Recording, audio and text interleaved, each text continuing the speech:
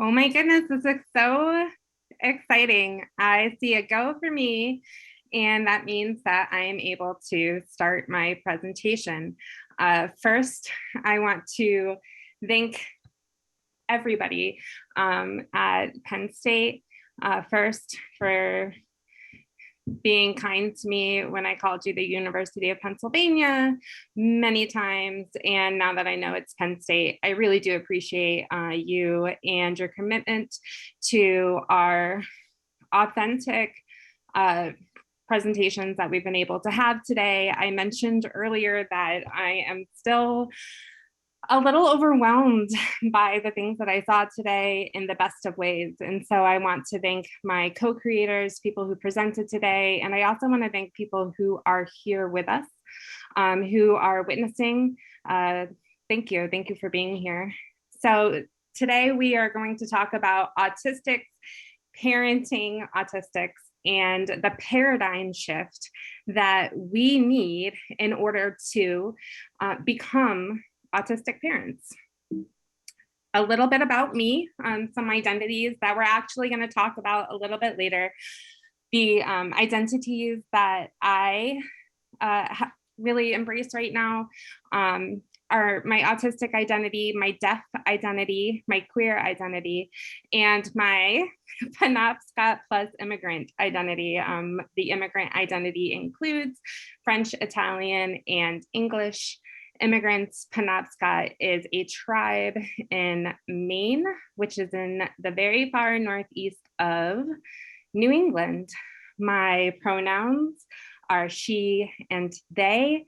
And I want to just kind of acknowledge one thing that is an accommodation for me right now. You may notice that I pause a little bit after speaking.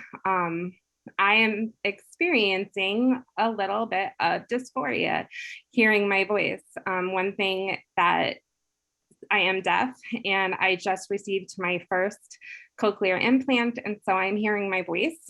And in a week and a half, I'm going to be receiving my second implant. And so I am very fascinated by this projection. So you may hear me start and stop. The roles that are important to me that I'm going to be talking about today are parent, partner, and occupational activist. So note, we are going to start this and we're going to talk about autistic parenting, and we are going to discuss some things that may create a feel in you. It may be an emotion, it may be the sensation of needing to move. There's lots of ways that changes in the fields of our body are communicated, and those are all valid.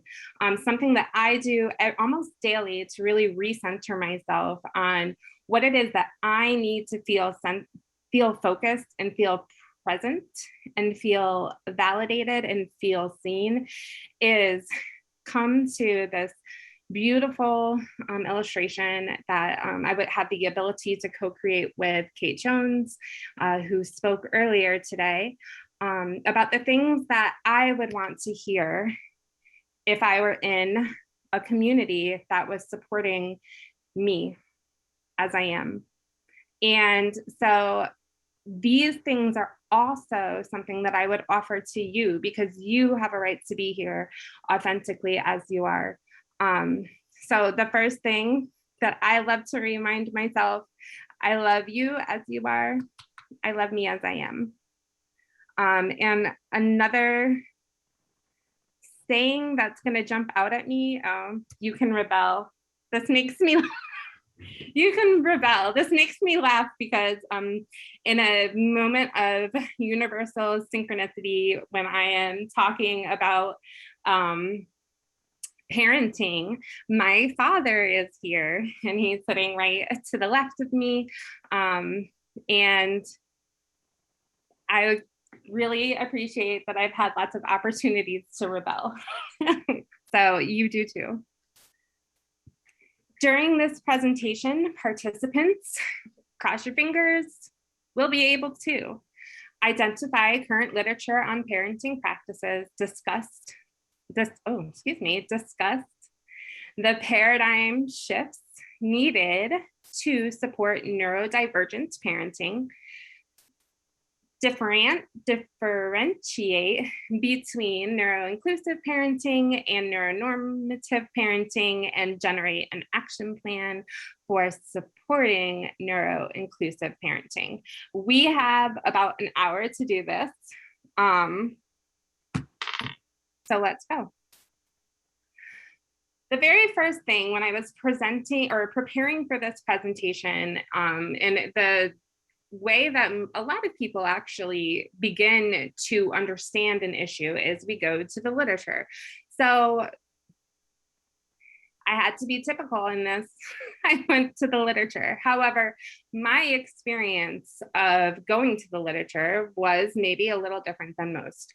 When I first went to the literature back from the 1950s, the 1960s, somewhat into the 70s, I was born in 79. The early literature really painted a dystopic vision of people parenting people with autism or people parenting autistic people. The literature was extremely focused on mothers, and the mothers were found to either be what is known as refrigerator mothers, meaning that they felt that these mothers were so cold and so unattached and so unaware of their child that it was as if they were a refrigerator, an instrument. Those mothers are reflected in the literature. And the other type of parent, at the time, mother, that was identified in the literature were people who were institutionalized. And you won't actually in the 50s and 60s see literature that talks about autistic people being institutionalized. But you will see in the literature that they talk about women being institutionalized for different mental health diagnoses, most typically schizophrenia. And lo and behold, these people that were institutionalized had a significantly higher rate, were three times more likely to have autistic parents or an autistic mother specifically. So when we're looking at this literature, we see really perceived cold mothers or mothers that were perceived and institutionalized for their differences. Both of these mothers likely it's likely they may have been autistic. When we see fathers coming into the literature, a lot of the early literature talked about the disrupted relationship between parents if they acknowledged the fathers at all. And what the literature came to the conclusion of was that it was best for this child with autism to be deparentized, meaning taken away from their biological parents, because it was assumed that these parents could not care for, could not resource, and could not support the development of their child. There is widespread agreement that this view of parenting is biased, it's gendered, it's damaging. It completely leaves out people of color. It completely does not acknowledge people who may be queer parents or non-binary parents. And so when we talk about the old literature, we often talk about it as being in the past, and we acknowledge all of these genderifications and bias. So I'm like, all right, we know this lit is not working for us. So great, let me find out what is the literature say now about autistic parents. So when I went into the literature and me and Google Scholar had a little conversation, I said, I only want literature from the past 4 years. This is going to be current data. I have a trust that things have advanced from the 1950s and 1960s. So let's see what is found. Well, the literature talks about moms a whole heck of a lot. Moms who are experiencing higher stress, higher rates of anxiety. It does bring fathers into the picture. However, specifically stating again that fathers have lower relationship satisfaction with mothers, and specifically what modern literature is finding, and it's spelled out in the literature, is the suggestion that parenting stress is getting in the way of their children's development. And the current advice is to increase the number of therapy hours.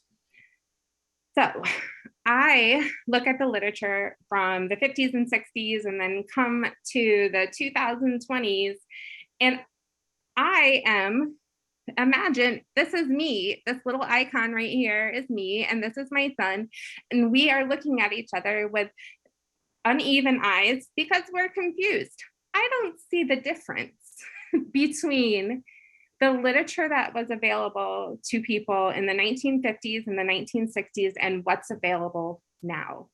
The literature consistently reinforces the idea that autism parenting is a curse, that it is born in shame, and that it is something to be overcome.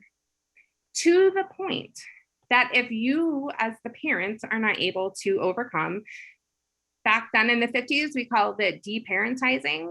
Today, we're prescribing 2, 3, 4-year-olds with 40 hours of therapy in order to overcome the developmental delays caused by parents.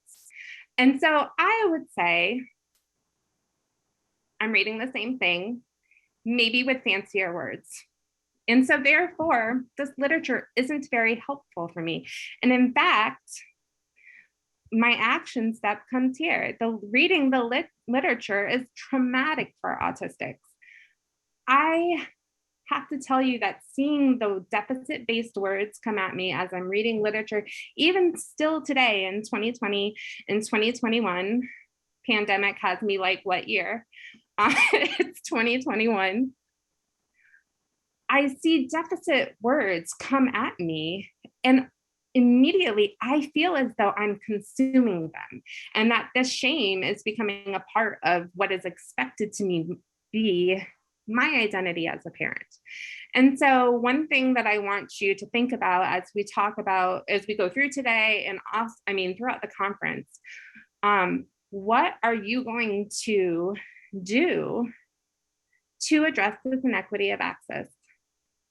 Inequity and access. Because autistic people deserve equity and access across all contexts, across all the places that we want to be. And if I cannot safely exist in the literature, it is not for me and it is not safe for me.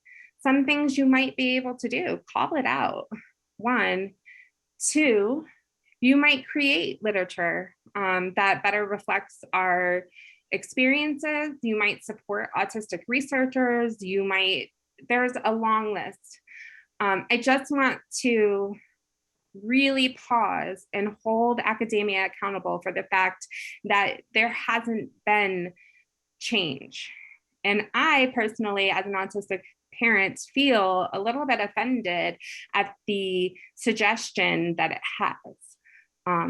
So when I started this presentation, I found this and I said, you know what? The literature is not going to be able to give me really what I need. Who is going to give me what I need? And the answer scared me greatly because the answer was me. I'm going to give myself what I need. So the question became, if I cannot count on the literature that's available, if I cannot count on the structures and the systems that have been put into place to support me authentically as an autistic parent, I need to then be comfortable saying to those systems and the processes that we are being prescribed, no, thank you. This is not right for me. It does not work for me. And it is not encouraging my development as an autistic parent or my child's development as an autistic person. However, when we have this conversation, and a lot of times parents will come to me and they're super interested in wanting to support this development. And I don't want to talk about how we do this for children. I want to talk about how we do this for you. So let's talk a little bit about what autistic parents look like. I'm going to take a little sip. I'm taking a sip from a cup. Oh, I forgot my visual. I am a white woman with medium length light brown hair. I'm wearing yellow earrings and a colorful duster. Also, I'm wearing my letterboard shirt, letterboard love, one of my favorite shirts. I need to take a short drink from my cup that says "Talk Nerdy" to me. Best cup to use. Okay, so here's what we know. Parents of autistic children are often autistic or otherwise neurodivergent. That's me. My child was educationally identified in preschool. So at 3 years old, his preschool teacher came to me and said, "I think your son is autistic." And I said, "No, my son is exactly like me." And that's a very typical pattern. A lot of people find or even start to contemplate the possibility of a neurodivergent diagnosis after their children or somebody else close in their life receives their diagnosis, because they're not different than you. Another truth that I see, and I see it in the literature and I see it in advocacy today, autistic people have complicated relationships with their parents. That is also me. My parents are wonderful people, and I appreciate that they really did give me opportunities to rebel. And I have to tell you that as an adult, I've not stopped. I really, really challenge my role in their life, the way that we interact with each other. And I'm appreciative that they are able and they are resourced to meet my challenges. However, that is not the truth for many people. And so when I realized, one, that my son was autistic, that I was autistic, and it might be possible that one of my parents, actually, pause, rewind it back.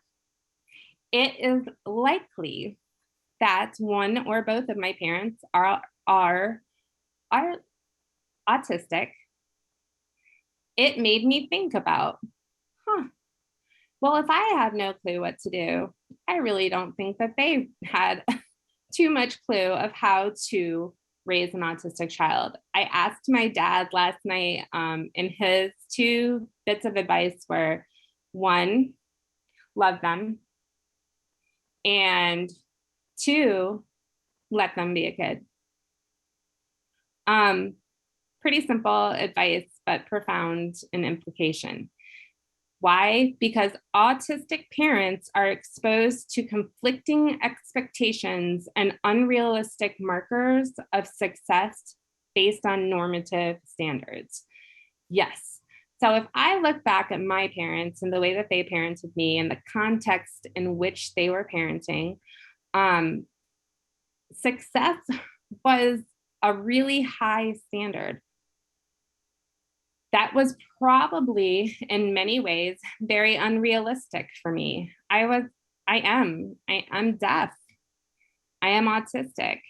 And I did not have the privilege of education that understood either one of those intersections and were only interested in having me reach normative levels of success. That wasn't fair. Then research is now biased to a deficit-based understanding of autistic people, and it therefore creates a shame-based understanding of our own neurotype. We gaslight ourselves. This is traumatic. Again, also me. When it comes to parenting, I unconsciously seek for a system to tell me that I'm doing it right, because I believe at a very foundational level that the way that I'm parent, even if I'm doing it all the right ways, and I'm following all the right steps, is still going to be deficit-based. It's still going to be broken somehow. And that is a form of trauma. And I looked back at my parents and said, well, could that have been something that they also experienced? And yes, I was a very traumatic child. In addition to all my formal diagnoses, I was extremely medically fragile. And so my question then, as I looked at my parents and I looked at myself and my parenting style, was, is it possible that my personal parenting identity is based on a dissociated identity? Meaning, am I parenting from trauma?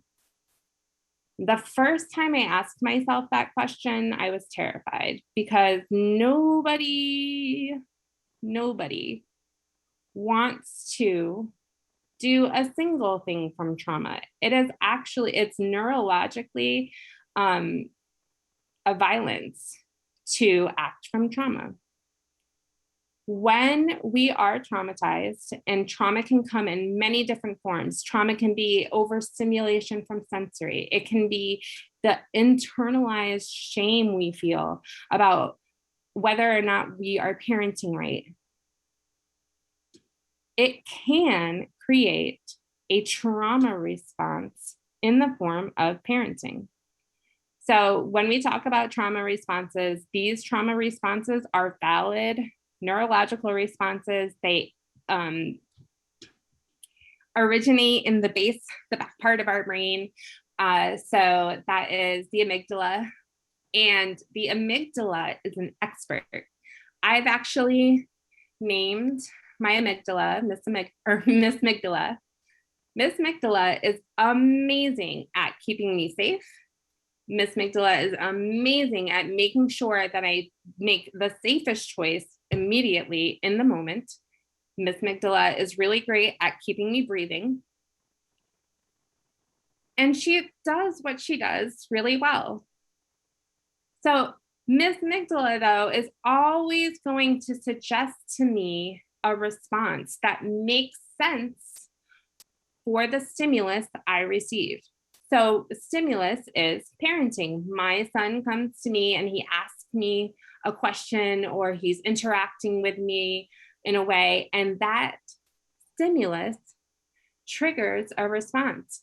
My amygdala is always going to go to honestly a pretty dissociated response, because I am often in trauma.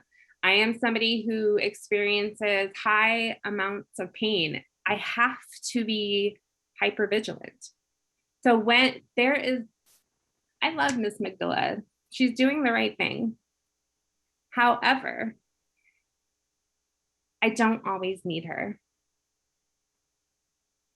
But if I am a parent and I am parenting from a dissociated state of identity, a trauma response might look like an outburst. It might look like demanding behavior. That is, or may originate from the fight trauma response. If a parent is experiencing trauma and they have a trauma response, they could also experience the flight response. What does this look like in a parent? hypervigilant, tiny, workaholic tendencies. I was reading this with my son today, and he literally said, "Oh, there's you, mom." Because I do often use my work as a way to get the heck out of here. Freeze response. A parent who's cold or seems cold, aloof, unattached. Maybe that's called a refrigerator mother. A fawn response could look like a parent who is people-pleasing, performative, always saying yes, whether or not they have the resource to the commitment. A trauma response can also look like a parent or come from a parent who is flooded, meaning they have so many intense, big emotions and experiences that it's impossible to discriminate what is causing the physiological response. So for example, I may be completely flooded with sensory saturation of pain, and the trigger of my child coming and even just asking me, let's say asking me to make a peanut butter and jelly sandwich, could just be oversaturated to the point that I can't tell the difference between that request and the pain that I'm feeling. And then finally, fatigue is a trauma response. And this is a parent who may be extremely lethargic. They might engage in frequent sleep, but not restful sleep.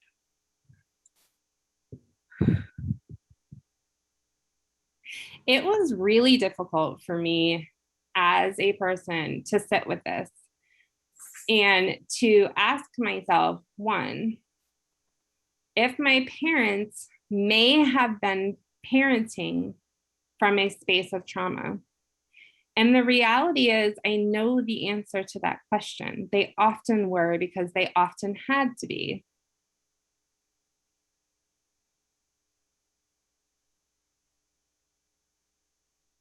So my perception of parent or parenting may have come from a disassociated parenting identity, and I was creating adaptive responses as a child to meet and to soothe and to be a co-regulator with my parents.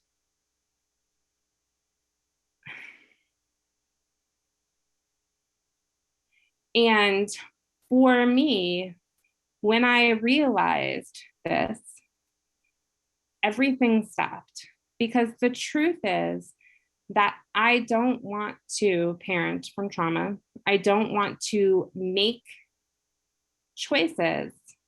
I don't want to communicate from trauma, because we know from working with traumatized people that they are largely basing their reactions on in patterns of behavior that have worked for them and kept them safe.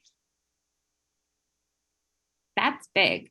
And it was really big for me to sit with and to think about, and to also understand that when I talk about trauma and I talk about experiencing, especially when we talk about sensory saturation, as an autistic person, I experience this like 3 standard deviations from the norm.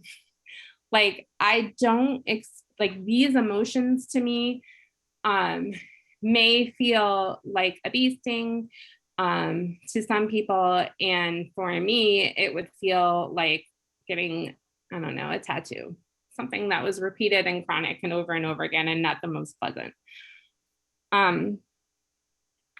And so when I realized that I may have been patterning my parenting identity off of the trauma that was my childhood, which is a valid thing that I acknowledge, I realized that I wanted to make a different choice, and thought about what are the differences between neuronormative and neuroinclusive parenting.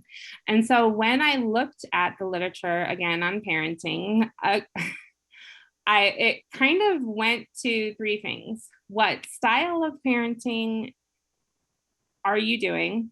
What is your reward system to develop work ethic? And how are your children attached to you? And neuronormative parenting largely depends on having a prompt and response. It is based on a system. There are only certain choices that can fit, or certain variables that can fit within the system. You might have a response and it can be judged as right or wrong.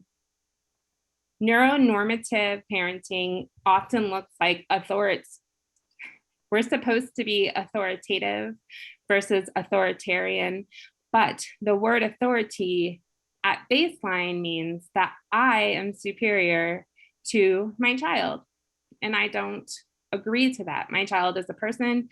All of my children are autonomous beings and they have a right to that autonomy. And so therefore, while I do provide and create and protect safety for them, I am not their authority. They are the authority of their lives, and this is known as autonomy. Previously, the way that I learned how to parent was based on a punishment system. You do something wrong, you get in trouble, and you get a consequence. Do something right, you get a reward.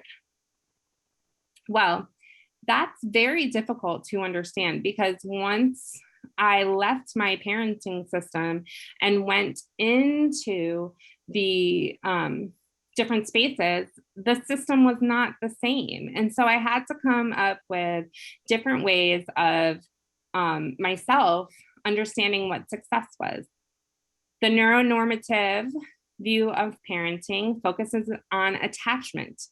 The idea that a child should be attached to the parents, whether or not the child wants that or not.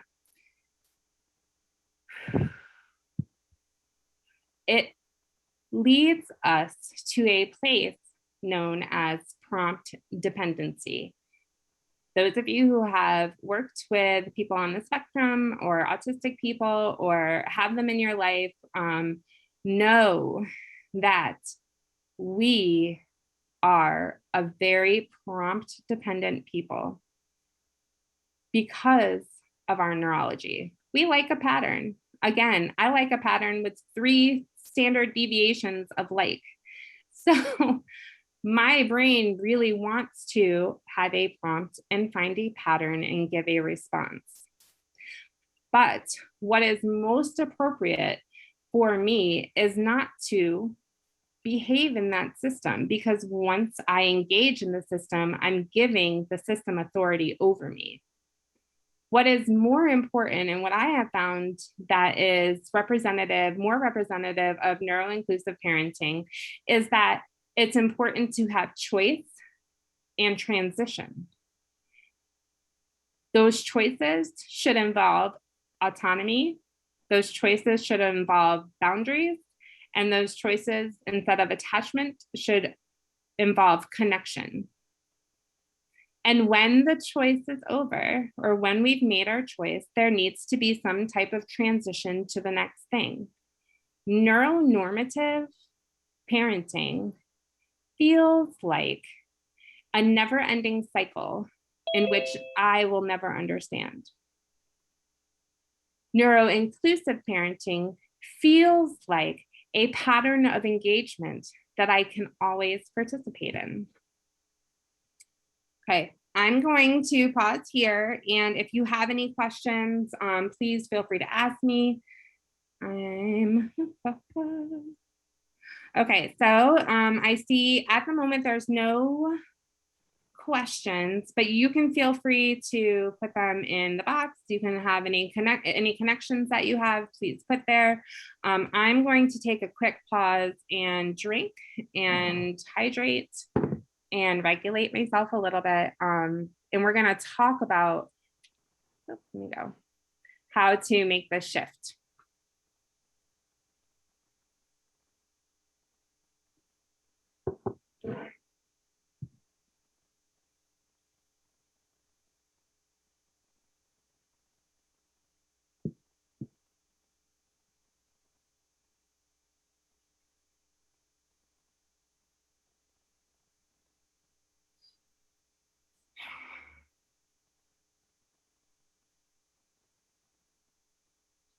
Oh, okay. Okay. So the first question that I received, this is such an interesting question.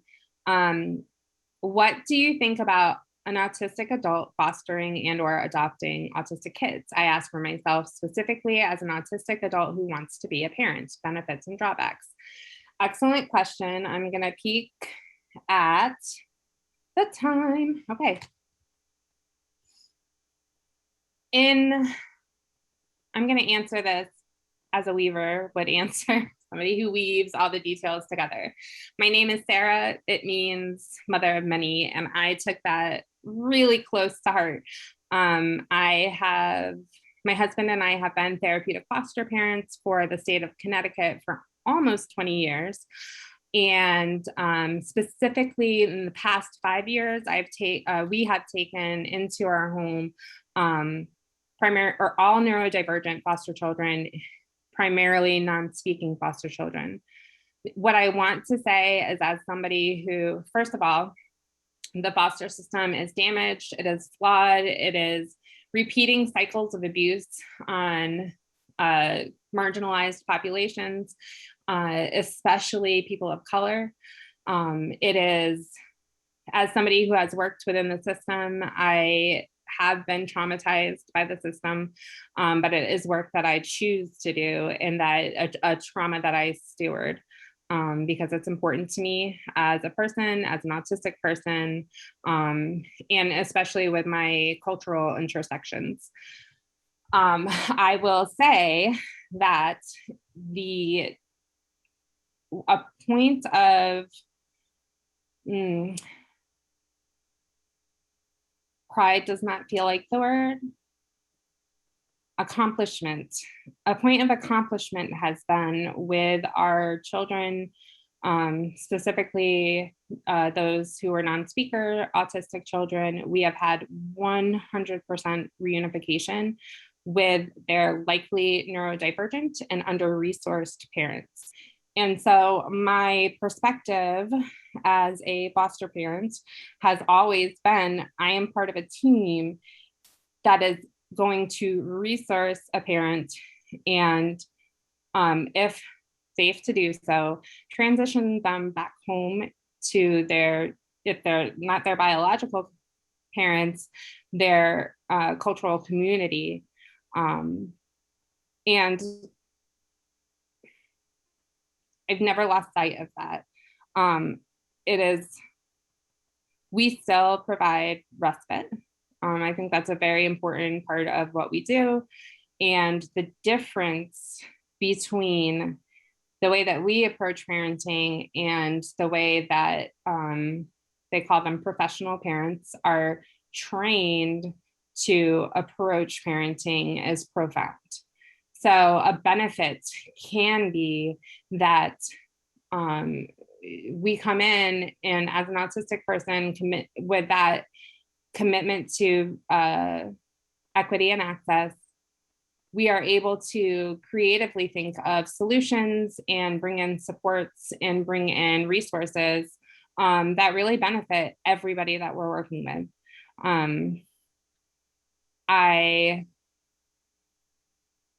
A drawback may be that you could encounter, I've been very fortunate with systems that have really appreciated what I bring and my husband brings as a neurodivergent person. But you may and likely will experience some kind of ableism. And what I would say, so that's a drawback. And what I would say as a solution is to simply acknowledge that and to really appropriately resource yourself, because it is a trauma. It is traumatic for me to partner with parents who are just like me, and I have their children in my care. It's not fair. I don't know what to say other than that, and than to do the work that we do. Okay. Can you explain the difference between attachment and connection? Sure. The difference between attachment and connection, as I understand them to be, attachment is very much based on perception. So when people were looking at the ways that infants attach to adults or people attach to other people, it was based on a researcher's gaze, often a white male gaze. And they decided what type of attachment was created if based on whether or not an infant cried or if they went near their parent, this, that, and the other. Very performative. So attachment to me feels performative and feels based in perception, where connection is about relationship.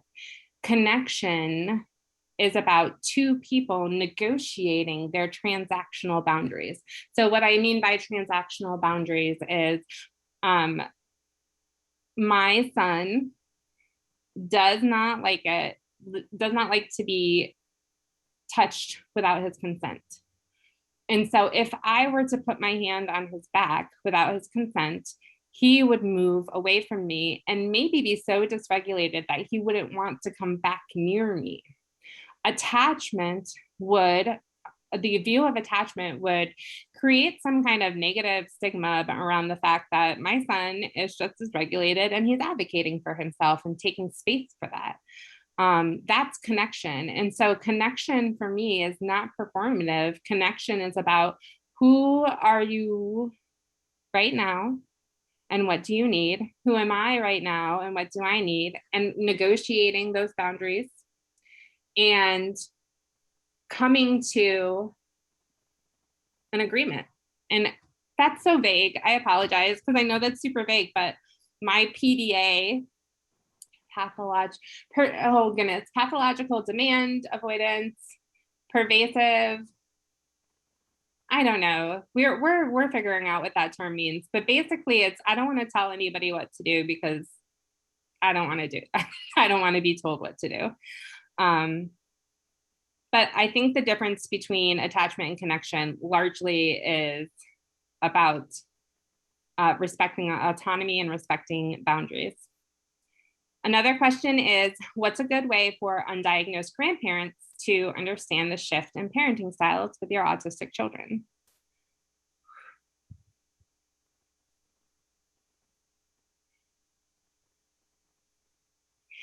That's a very interesting question. And I think about when I began, so I started with children as I had foster children before I had a biological child. And when those children came into my life, however they came into my life, I've always been fiercely protective and fiercely compassionate for individuality. And so everything that I have done, but even before I knew I was autistic, was really about validating the person and the individual and doing what was right for them despite the system that was set in place for me. And I think that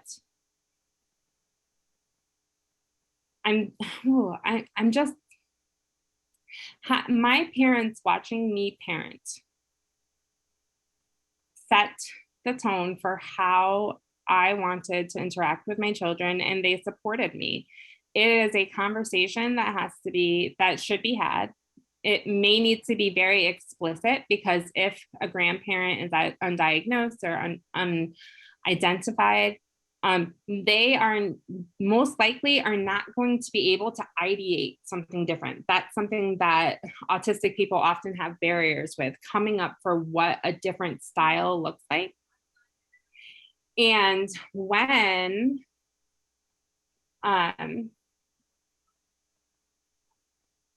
sorry, my parents are talking.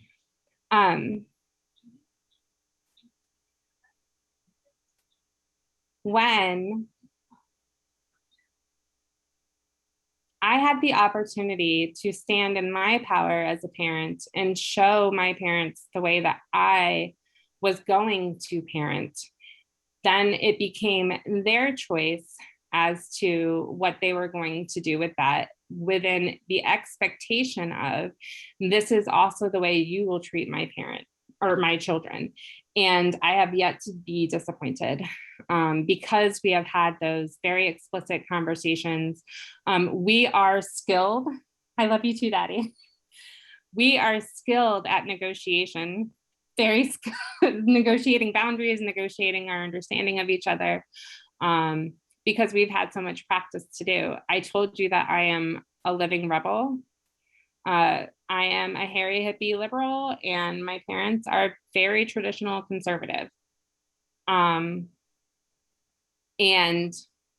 I'm constantly reinforcing that identity, and they are constantly accepting it. It just has to be a cycle of healing.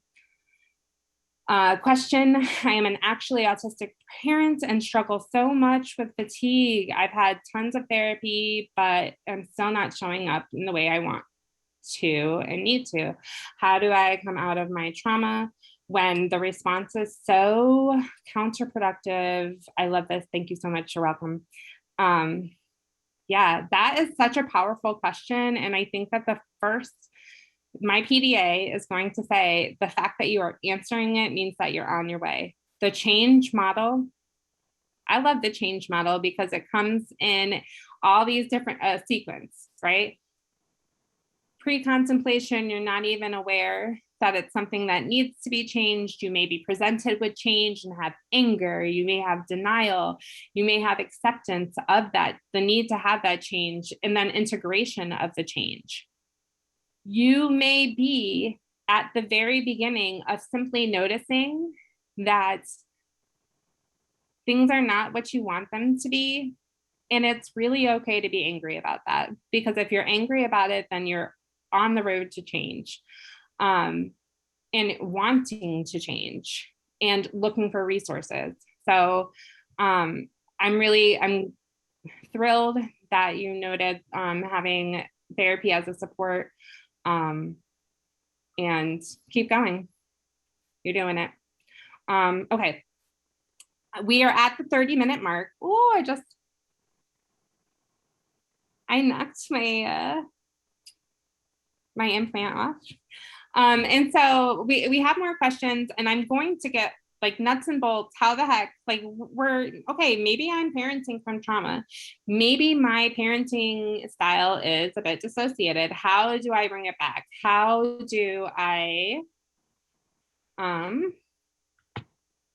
reclaim my identity? Well, back in 1966, a old white dude named with the last name of Marsha, which Marsha in 1966, really simplified identity and said that it was really the intersection of having a commitment to something and the ability to explore. So here are the terms as defined by Marsha in 1966. Identity commitment is making a decision or choice in an identity relevant area. And identity exploration is actively seeking alternatives available in the individual's current environment, recognizing the relationships and individual resources present in this environment. Okay, that's a whole bunch. But I hope that today we can talk about some more contained and simple things that you can do to give yourself these opportunities. We're going to move on to the next slide, and you are going to see a plus sign and a minus sign. These are to note more or less, and they are not a judgment value. I say that, but I still judgment value. So according to Marsha, we are always somewhere on this continuum.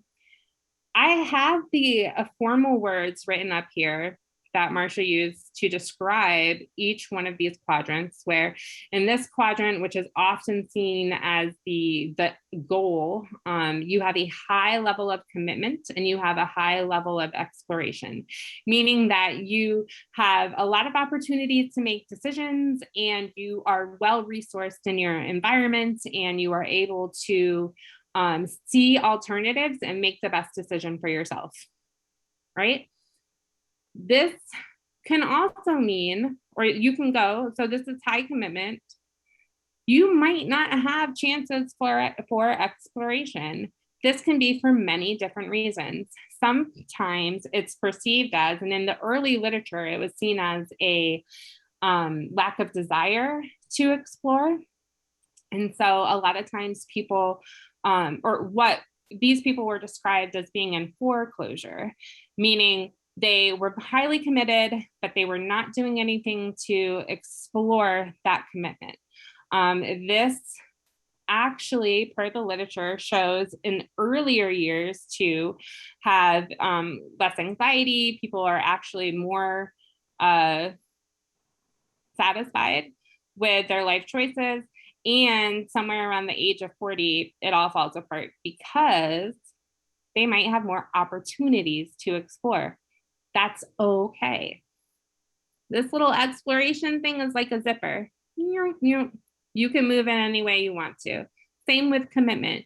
You might have a high level of commitment to a particular identity, or you may have a low level of commitment to a particular identity. Again, for many reasons. This could be it's not safe for you to identify. So for those of us who grew up in very ableist environments, it may be terrifying to even say, oh, I'm autistic. I can say it left, right, and center, but I've had people who genuinely feel unsafe in order to have a high level of commitment to that identity and are not able to explore. This little zipper, all right, can go all the way over to having a lower level of commitment to an identity, but exploring the options. You're supposed to be there too. These words that I took off had some very negative connotations. So this was known as identity achievement. This was known as identity foreclosure. This is known as identity moratorium, and this is known as identity diffusion. And so the way that it's set up is actually suggesting that this is what we're working toward, but I don't think so. This is the me edition 2021. So I want to talk a little bit about my identities and how they are currently relating to me now and how they may change. And it's actually funny because I've been doing this and every single time I look at this, I change. So let's look at something that an identity that I'm highly committed to and I'm always exploring. Being an autistic parent. Of course that's true, because it was probably when I started this presentation that I was like, oh shoot, I think I'm parenting from trauma quite frequently.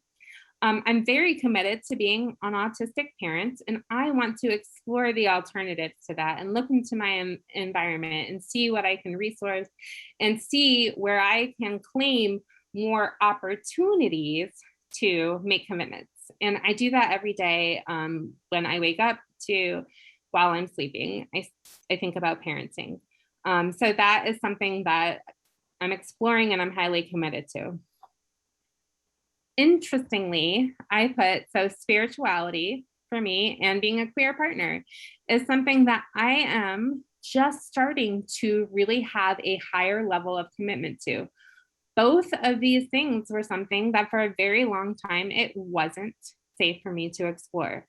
So for my spirituality, when I was growing up, I was part of a extremely organized fundamental religion. And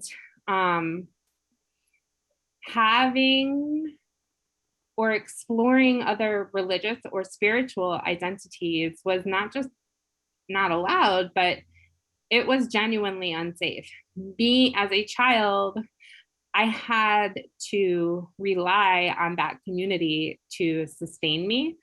And so it just wasn't safe for me to explore. Because of those experiences and because of the way that I was making different choices for myself, I started to be able to reclaim my commitment. So for a long time, spirituality was way down here. I'm not committing to it and I'm not exploring to it. Recently, I have started exploring to it. And as I explore, that level of commitment goes up for me. As a queer partner, I've been married to my husband for, next year is 20 years. Woo. And we will have been together for 24 years. And it was just recently that I talked about my queer identity with him and how that, well, my kitty cat. And so now that I've had, let you down. Now that I've had the opportunity to make more of a commitment to my queer identity and to explore more, this little smiley face is going up. Woohoo! I'm very happy about that. My deaf identity, again, no judgment. It was not safe for me when in 1979, when I was born, to be deaf. It was only in 1975 that we first started including disabled kids in the education system. So if you can imagine me, a little deaf, autistic, medically fragile person, coming 4 years after that, previous, I would have been institutionalized. And so being deaf, being autistic, being all these different things, again, in my childhood was not safe, genuinely. And it has taken me a lot to get to this point of saying, all right, well, is that still true? Is it not safe for me, or making a different choice? And I have. Very cool. My little smiley face for deaf identity started down here, and it's maybe crawling up because I'm having more opportunities to explore. Example, my little implant is telling me so much more information than that. Y'all, nobody told me how loud bags were. Like plastic bags. Whew. I'm sorry for everybody who's been dealing with that this whole time. Because, anyways, sorry. I'm just sorry for you. Now I have more opportunities to explore. Once I get my second implant, that is just going to shoot up. I get to decide my preferred method of communication. I have a lot of preferred methods of communication, but I'm really excited to create a multimodal system for myself. And then this naturally will begin to shift. Occupational therapist. This little smiley face used to be all the way up here by autistic parents. Woo, it changed. Hello, pandemic. Wow. And so I recently have been going through having a lower level of exploration about what it means to be an autistic or an occupational therapist. And the way that I identify it looks kind of low right now. But this little smiley face used to be all the way down here. I did not understand how I fit into the world as an occupational therapist. Again, no judgment.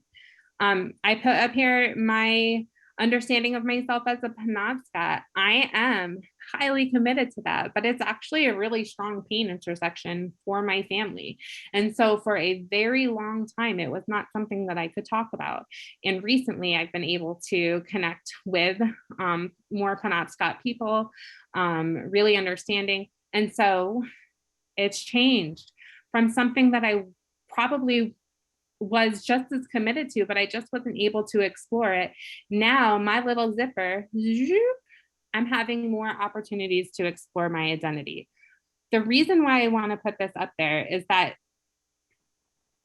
your identities can be many things. They can change, they can look different, they can be different. There's no wrong way to do this. The pluses and the minuses are facts, facts. They are no judgment value. Give that gift to yourself. So when we are developing identity, I have looked into the literature. There's a lot of different ways. I actually, preparing for this, came on some literature, newer literature about decolonizing your identity development. Seemed phenomenal. Was not able to integrate it enough to bring it in, but I look forward to reading some more about that. But I found that no matter what kind of identity we're talking about, we can bring these three things into our practice of development. So the first thing that we do is validate our vulnerability. As a person, as an autistic person, as a deaf person, as, you know, all of my connections come together. I am very, very vulnerable, and it is okay for me to take account of that vulnerability. In fact, it's important to. I have to understand myself. I really do need to say, this is hard for me, because actually saying that is hard for me, and I appreciate a challenge. Validating communication. We have needs, we deserve to be able to communicate them, whether that comes from letterboards, love you letterboard, whether it comes from sign language, ASL, or BSL, or I would love to learn the Plains Indian Sign Language, future goal. But we have a right to communication and determining and expressing our needs. Validate your connection. That is a form of self-advocacy. When I am doing this identity development work, I largely do it with people who can and are appropriate to consent. So I'll do this work with my parents. I do this work with my friends. And I do a process of really laying out all of my instincts, all of my thoughts, everything that I'm vulnerable about. I communicate and I connect about it.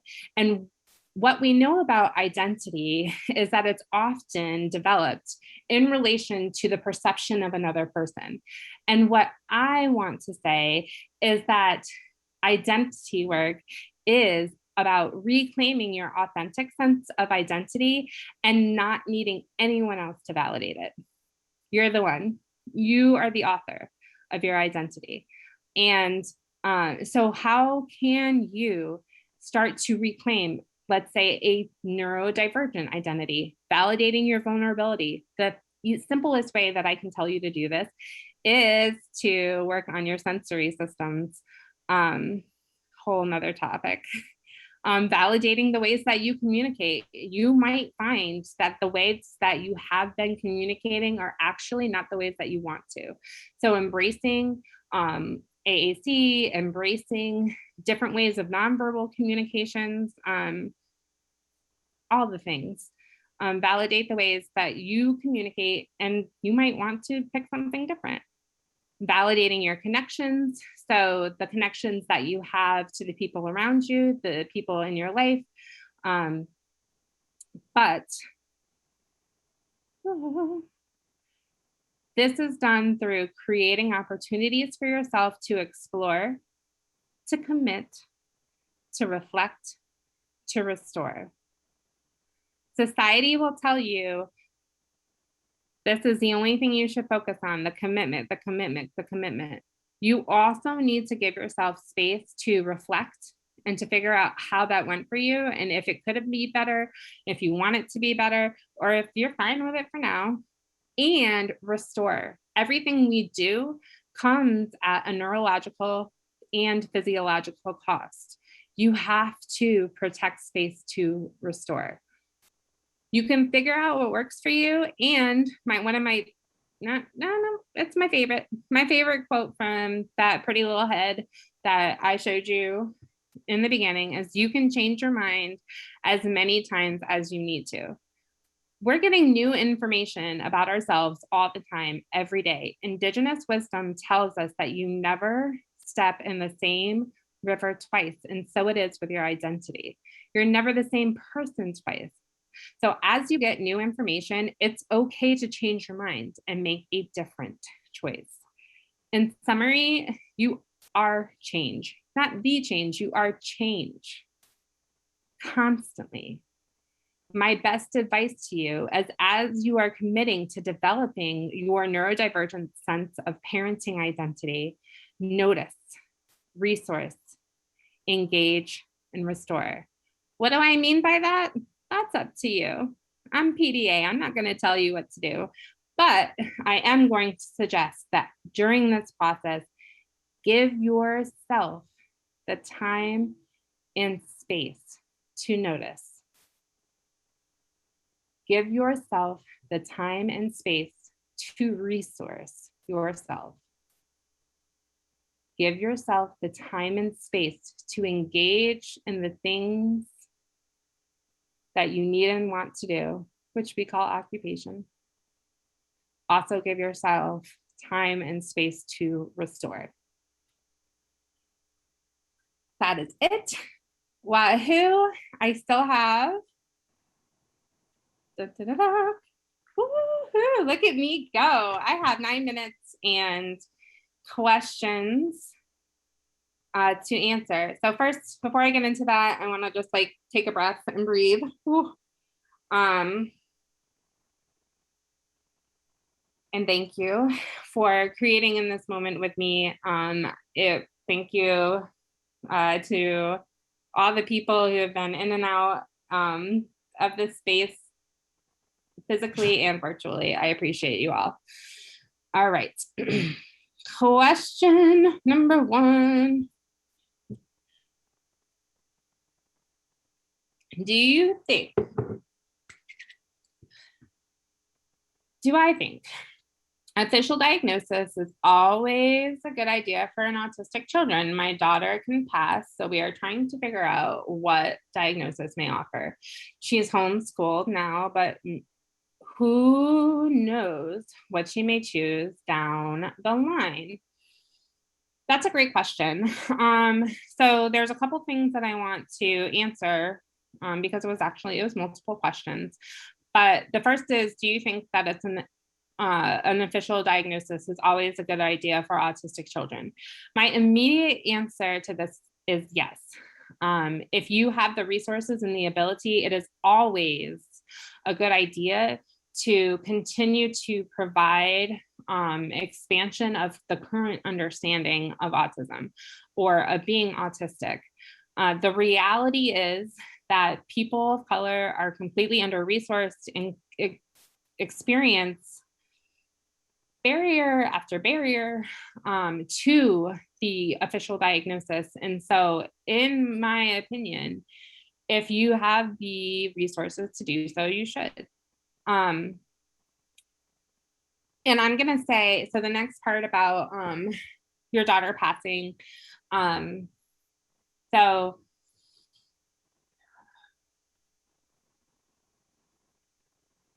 I will tell you from my experience that for a long time, I decided not to embrace my identity, and all it did was leave me with a whole lot of autoimmune disorders.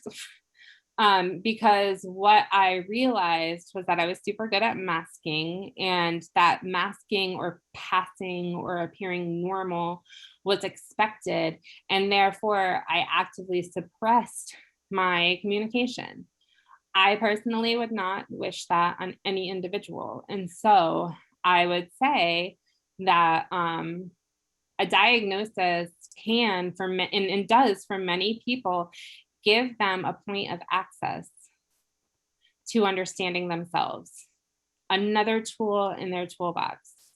I will also say that the idea that we should pass is rooted in a lot of ableism. And it's interesting because when I thought about myself and my identity and passing, I realized that I was unintentionally feeding into a very abusive cycle of internalized ableism and gatekeeping people from community. And so I don't want to pass. I want to pass for me.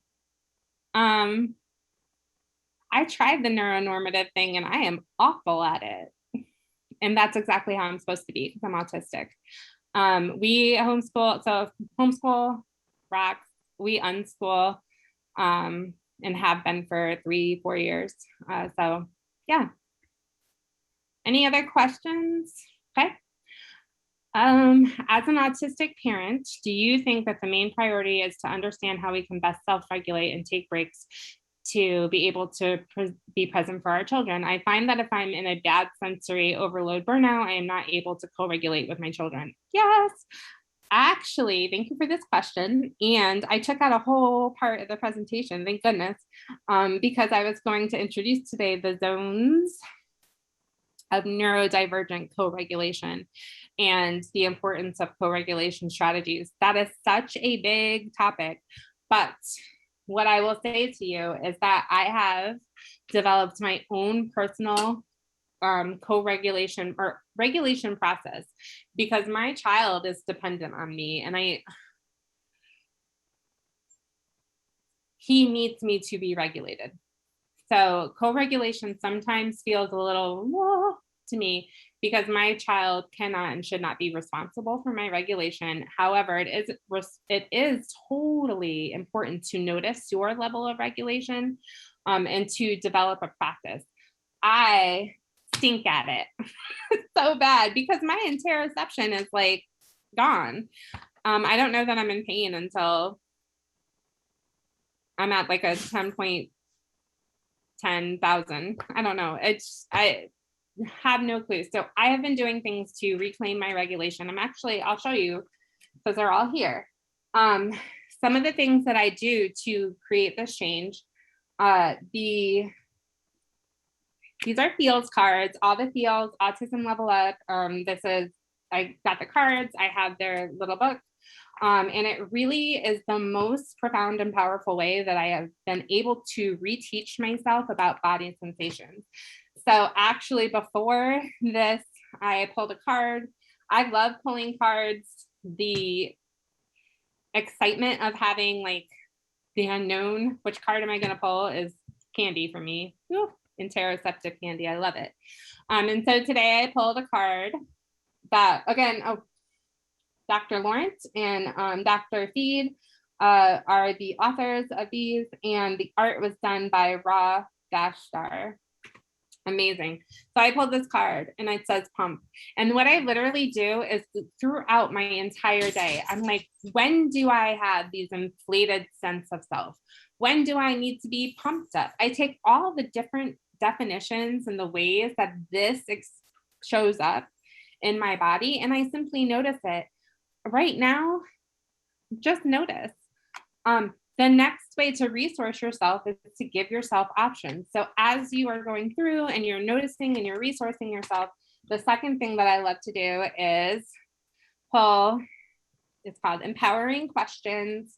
And asking me a question helps me to go from noticing what Miss Migdala is doing in the back and bringing it to who I call front brain Franny. Front brain Franny helps me to organize and to understand my experience. And so the question that I got from today is, what kind of advice on life would I give my old self, or would my old self give to my current self? Having this question or having any type of question helps me from going to that base brain hypervigilance into front brain executive function, making decisions, thinking about organizing and coordinating myself, resourcing myself. It's a practice. Part of my practice, again, writing it down. I am in the process of reclaiming my authentic means of communication, and a lot of that has to do with writing, drawing, doodling. How do I want to express myself? And then the last thing that I do, I like to read, I have these books. They're from The Moth. The Moth is an amazing experience where people get up and they tell, I think it's like 5 minutes for a story. I really benefit from having a beginning and an end to a story. I don't understand transition well, a lot of times because of interoception. And so the more opportunities I understand, I have to give myself a beginning, a middle, and an end of a story. It helps me to do that and understand the flow for my kids. Okay.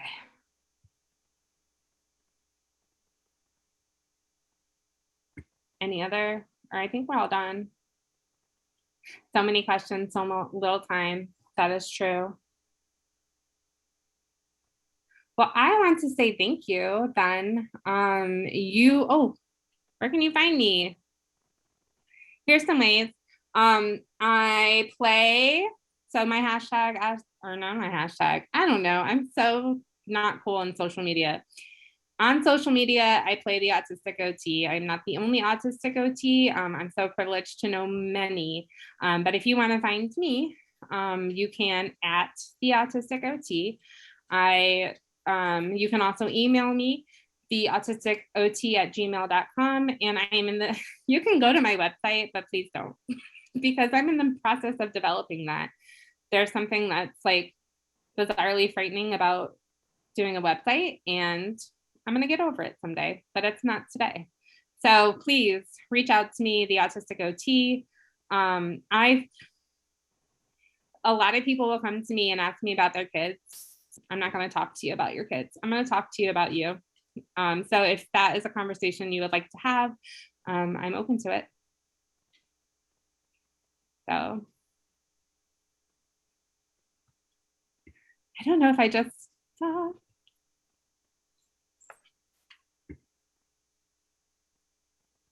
any other questions, or are we saying goodbye? Everyone loves me. Well, my shirt. Oh, ready? So letterboard love. Can you, oh my goodness, can you see it? No. It has the letters L-O-V-E, L-O-V-E. I love you too. Thank you for being here. Thank you, thank you, thank you. Thank you for my interpreter. I just saw you. Yeah, thank you so much. Yeah. All right.